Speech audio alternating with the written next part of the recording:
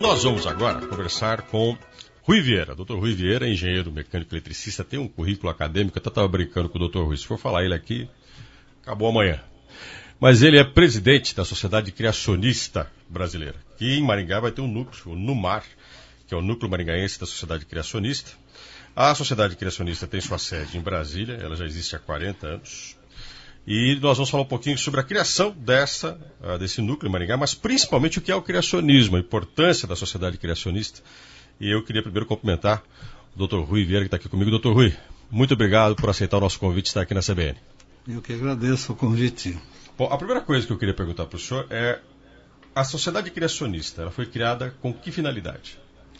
Bem, a finalidade precípua da sociedade, que está nos próprios estatutos, é a divulgação de literatura em níveis adequados, versando sobre esta controvérsia que existe entre criação e evolução. Esta é o fundamental objetivo nosso. E quando se fala de ciência, quase sempre a gente fala de cair na evolução e não na criação. Aquela discussão entre um ser gerador de tudo e no princípio de tudo termos aí a descoberta científica. Essa conciliação entre ciência e criacionismo, como é que o senhor a vê? Como é que o senhor a entende? Na realidade, não há uma discrepância, vamos dizer assim, entre ciência e criacionismo. Estamos, na realidade, em face de uma problemática mais ampla, que é filosófica, de natureza filosófica. Tanto que os nossos seminários usuais recebe o nome de a filosofia das origens. Então, a questão da filosofia das origens que está em jogo. E há dois extremos nessa discussão. Um dos extremos é exatamente aquela limitação da ciência ao mundo natural. A ciência natural que já exclui imediatamente qualquer menção, sequer, a algo sobrenatural. E este lado da ciência, essa abordagem da ciência autolimitante, ela exclui o sobrenatural e substitui o sobrenatural por acaso. Tudo se dá e tudo se deu e tudo continuará se dando simplesmente por acaso, em termos das transformações, chamadas transformações evolutivas. Por outro lado, só para complementar esse raciocínio, por outro lado, o criacionismo, ele é uma posição filosófica também que parte do princípio de que existe planejamento nas coisas. Então, todas as coisas criadas que estão acessíveis aos nossos sentidos, essas coisas resultaram de um planejamento com desígnio, com propósito.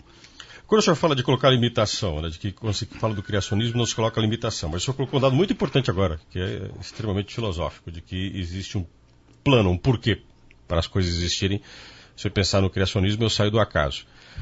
Quando eu penso no plano, do porquê que as coisas existem, esse plano fica mais importante do que a existência das coisas. Eu quero dizer o seguinte: para tudo a gente tem que arrumar um motivo antes de descobrir. Quer dizer, a gente tem que sempre entender que tem um motivo para que as nossas descobertas existam.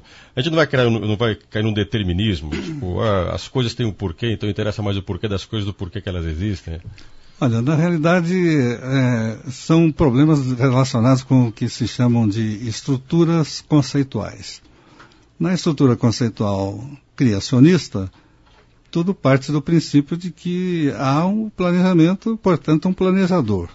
E daí segue-se uma linha que, independentemente de qualquer aspecto religioso, crê em um ser supremo que é o criador de todas as coisas. Mas sem aquele determinismo que foi mencionado agora aqui. Há uma liberdade, tanto que teologicamente se fala em livre-arbítrio, por exemplo. Então há uma margem de trabalho que foge a um determinismo fixista, vamos dizer assim. Bom, eu quero aproveitar e colocar uma questão polêmica. A gente está vivendo aqui muito do fundamentalismo religioso, que é uma preocupação que o mundo todo está tendo. Ainda mais com essa questão do terrorismo, de que as pessoas justificam que existe um motivo para o qual se luta por guerras e conflitos que a gente não entende racionalmente. Né? Quando se fala muito dessa ideia de que existe um plano para as coisas, há um risco de se cair muito nesse fundamentalismo, quer dizer, a gente acaba criando espaço para justificar os extremos. Né? Nós não devemos aceitar as coisas por mais que a gente não tenha justificativa racional, mas porque existe um planejamento, um plano de um ser acima de nós. A gente está andando num campo perigoso, a gente tem que tomar cuidado quando se fala desse criacionismo. Na realidade, há necessidade de muito cuidado, porque extremismos aparecem em quaisquer áreas da atuação humana, e particularmente quando se trata assim de questões de fé, porque a fé acaba sendo uma fé cega. Mas na nossa posição criacionista, nós adotamos o ponto de vista bíblico. O nosso criacionismo, que nós defendemos e apoiamos, é o criacionismo bíblico. Veja bem, não é um criacionismo chamado muitas vezes por aí de científico e nem com qualquer outra adjetivação.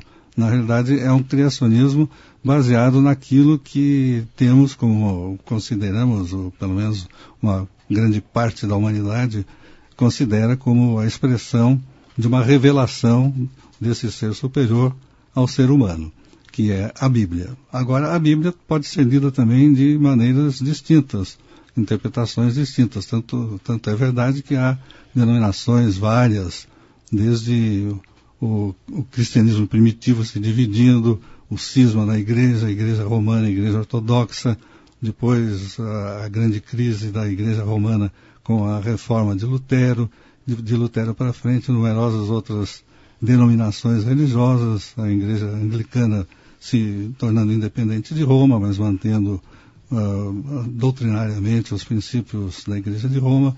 Então, os evangélicos de hoje são um exemplo típico dessa diversificação de uma corrente cristã.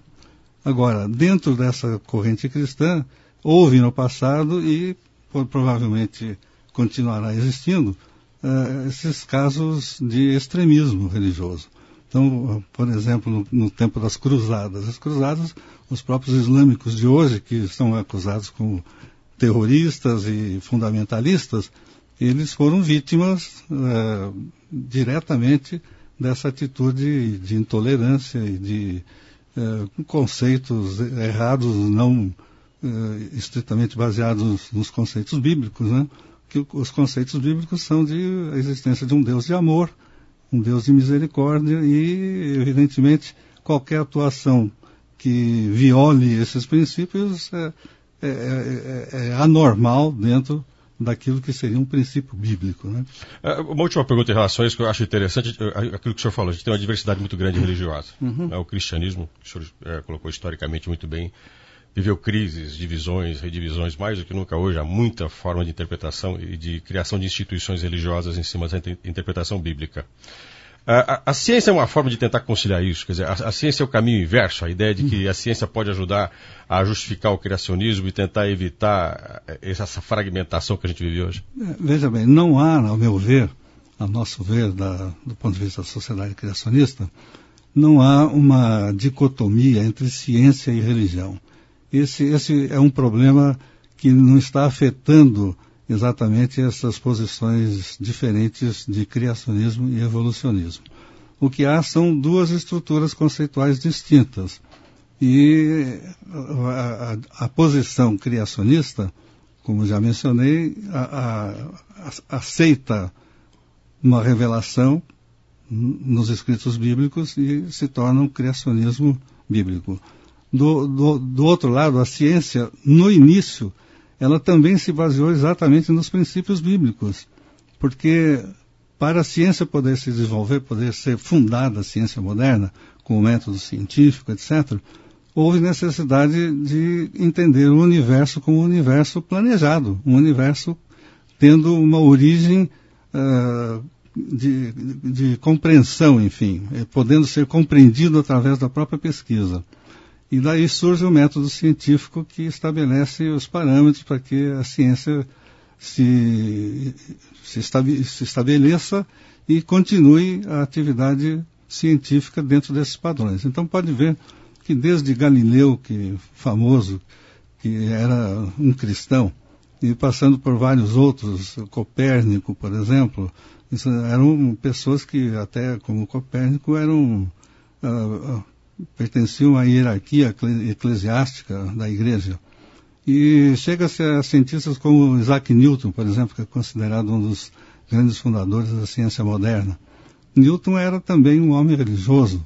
O próprio Darwin era uma pessoa que fez cursos de teologia, né? Não fez um curso de biologia, e se torna um Darwin que tem princípios distintos daqueles que eram os princípios adotados pela própria ciência, no sentido de o método científico pesquisar, examinar, estabelecer modelos, pôr os modelos à prova e verificar se eles realmente funcionam.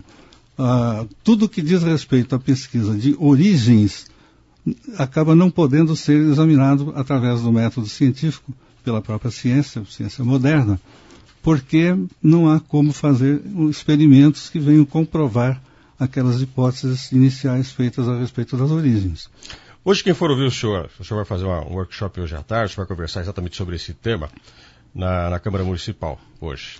É essa questão que se pretende divulgar dentro de uma sociedade criacionista, esse é o motivo dela existir? Não, exatamente, esse que eu mencionei é. Agora, nesse workshop, nós teremos uma apresentação específica a respeito de se seria possível, pela ciência moderna, chegar-se a comprovar alguns aspectos de textos proféticos das Escrituras da Bíblia. Então, esse vai ser o assunto. Mas tudo isso está incorporado num corpo único, porque nós temos as origens e temos a criação envolvida nessas origens e temos também consequências outras que advêm dessa origem planejada, que acaba tendo um relacionamento com outras partes das Escrituras, como, por exemplo, as profecias.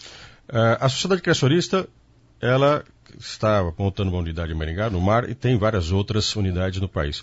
A replicar essa sociedade, qual é o significado disso? Acontece o seguinte, através do trabalho que nós temos realizado nesses 40 e poucos anos, fazendo publicações, nosso periódico, vários livros, reuniões como seminários de filosofia das origens e publicação, contatos através de e-mails, temos um site também. Nós temos encontrado grupos de pessoas que têm se interessado bastante sobre o assunto. E aqui em Maringá surgiu um grupo, através desse tipo de trabalho, que se interessou bastante e com um potencial assim muito grande. São pessoas que estão fundando esse núcleo aqui em Maringá, que tem vida acadêmica, são professores de universidade, têm a sua titulação de mestrado e doutorado. E esse grupinho tomou a iniciativa de lançar a ideia desse núcleo aqui.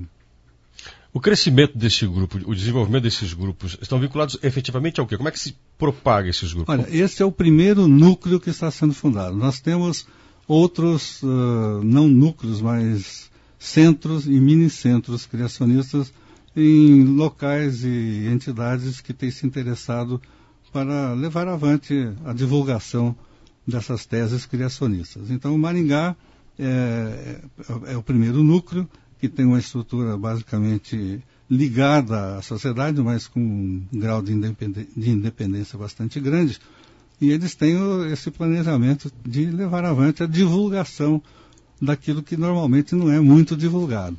A partir desse ponto de vista, não há um embate entre ciência e religião, há um embate entre duas posições filosóficas, uma que aceita o acaso e outra que aceita o planejamento. Então, essa é a finalidade. E divulgar literatura. Muitos livros nós temos publicado, estão já na biblioteca que eles estão organizando aqui, e creio que todos poderão ter acesso no local em que está se estabelecendo o núcleo, e poderão contactar os próprios membros desse grupo para discutir mais profundamente esse tipo de assunto. Doutor Rui, muito obrigado pela sua presença aqui na CBN. Eu que agradeço. E felicidades também aqui na CBN. Eu conversei com o Dr. Rui Carlos de Camargo Vieira. Ele é engenheiro eletricista, tem um currículo acadêmico fantástico e está aqui para a inauguração do NUMAR, que é o Núcleo Maringaense da Sociedade Criacionista Brasileira. Inclusive, a Sociedade Criacionista tem um site, que é o www.scb.org. E o workshop, inclusive, que dá os passos iniciais da NUMAR, que é a Sociedade Criacionista Brasileira, no núcleo de Maringá, será na Câmara Municipal, com a entrada pela Avenida Cerro Azul. O início da receptividade para a abertura do NUMAR é às 3h30 para o workshop, e lá você vai poder conhecer um pouco mais dessa discussão que eu fiz aqui com o Dr. Rui, que é um tempo muito pequeno para a gente poder trabalhar um tema tão longo, amplo e cá entre nós, difícil de encerrar. Bom dia.